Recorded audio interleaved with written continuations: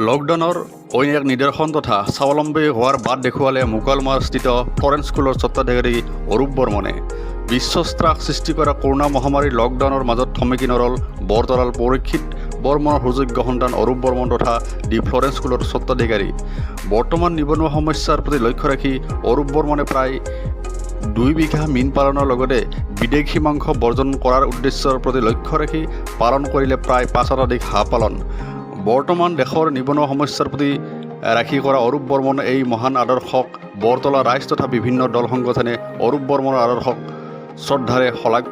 আচলতে আমি শুনি আহিছোঁ আপুনি এখন ব্যক্তিগত স্কুলৰ প্ৰিন্সিপাল ফ্লৰেন্স স্কুলৰ। তো আচলতে আজি আপুনি যি এক জীৱিকাৰ আচলতে বহুত ডাঙৰ পথ এটা দেখুৱাই দিলে। আচলতে এই বস্তুখিনি কি কাৰণত হ'ব পালে, আপোনাৰ ক্ষেত্ৰত আজি কিয় এই বস্তুখিনি হ'ব পালে? আপোনালোক সকলোৱে জানে যোৱা 1.5 বছৰ ধৰি পেলাই গোটেই সৰ্ববিশ্ব কৰোণা মহামাৰীৰ কাষত ভুগি আছে। তাৰ মাজতে ময়ো বহুতখিনি জৰুলা হৈছোঁ। যোৱা কিছু মাহ ধৰি পেলাই আমাৰ স্কুলৰ মোৰ স্কুলৰ কোনো ক্লাছ পাতি হোৱা নাই, যাৰ বিনিময়ত মাচুলবিলাক সময়মতে লোৱাত অসুবিধাত পৰি গৈছোঁ। যোৱা কেইমাহমান ধৰি পেলাই স্কুলৰ যিখিনি অভিভাৱক আছে অভিভাৱকবিলাকে মাচুলবিলাক দিয়াত অলপ অসুবিধা পাইছে। লগতে ক্লাছবিলাকো ইমান ভালদৰে ল'ব পৰা নাই, যিহেতু আমি গাঁও এৰিয়াত থাকোঁ। গাঁৱত নেটৱৰ্কৰ প্ৰব্লেম, কিছু অভিভাৱকৰ মোবাইল ফোনৰ প্ৰব্লেম আছে, যাৰ বিনিময়ত অনলাইন ক্লাছবিলাক সম্পূৰ্ণৰূপে ল'ব পৰা নাই। তাৰপিছতো এতিয়ালৈকে যিখিনি কৰিব পাৰিছোঁ মই সেইখিনি মোৰ বৃন্দক বহুতখিনি শিক্ষকবৃন্দৰ সহায়ত যিখিনি কৰিব পাৰিছোঁ যথেষ্ট বুলি মই ভাবোঁ। লগতে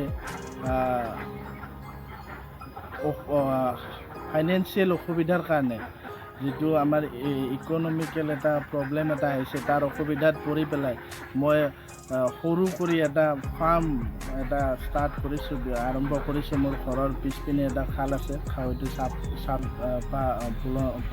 পালন কৰি আছোঁ। সিহঁতক খানা পিনাৰ পৰা লগতে মোৰ পিছপিনে এটা পুখুৰী যিটো আছে, পুখুৰীটোত মাছো অলপ এৰি দিছোঁ। তো গোটেইখিনি চোৱা চিতা মই এতিয়ালৈকে যোৱা 1.5-2 মাহ ধৰি পেলাই মই এইখিনি নিজেই কৰি আছোঁ। আচলতে আপুনি ইমান ব্যস্ততাৰ মাজত এই সময়খিনি কেনেকৈ উলিয়াই লয়? ব্যস্ততা মানে অনলাইন ক্লাছটো থাকেই, মোৰ ডেইলি 4-5টা অনলাইন ক্লাছ কৰি আছোঁ।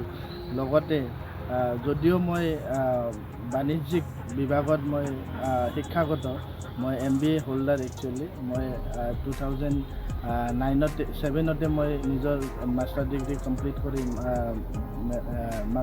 কমপ্লিট কৰি পেলাই মই স্কুল এখন খুলিছিলোঁ 2011।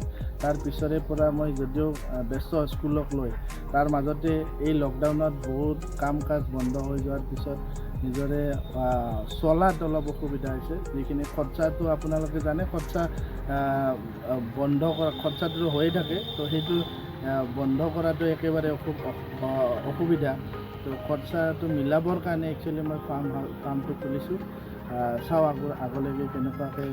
আচলতে আপোনাৰ মহানুভৱতা বুলি ক'ব লাগিব। আমি শুনি আছোঁ যে আপুনি যিখিনি দুখীয়া শ্ৰেণীৰ ছাত্ৰ ছাত্ৰীৰ পৰা এতিয়াও আপুনি মাহিলী মাচুলটো আদায় লোৱা নাই বা হয়তো মাফ কৰিছে, এই ক্ষেত্ৰত আপুনি কি দাঙি ধৰিব? এই ক্ষেত্ৰত মই জোৰ কেনেকৈ দিম আপোনালোকে নিজে কওক। আপুনি আপোনাৰ চেনেলৰ থ্ৰুৰে মই সমূহ ৰাইজক জনাওঁ, জোৰ কেনেকৈ দিম। মই নহয়, সৰ্ববিশ্বই গোটেই বিশ্বখনে জৰুলা হৈ গৈছে ইকনমিক কণ্ডিশ্যনটো।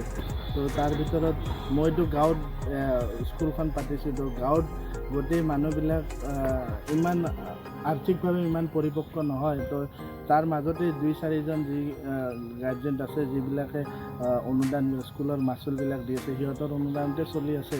যথেষ্ট সংখ্যক আছে অভিভাৱক যিবিলাকে মাচুল এতিয়ালৈকে কমপ্লিট কৰিব পৰা নাই। যা নহওক মানিব লাগিব, পৰিস্থিতিক চাই পেলাই বহুতখিনি মোকাবিলা কৰিব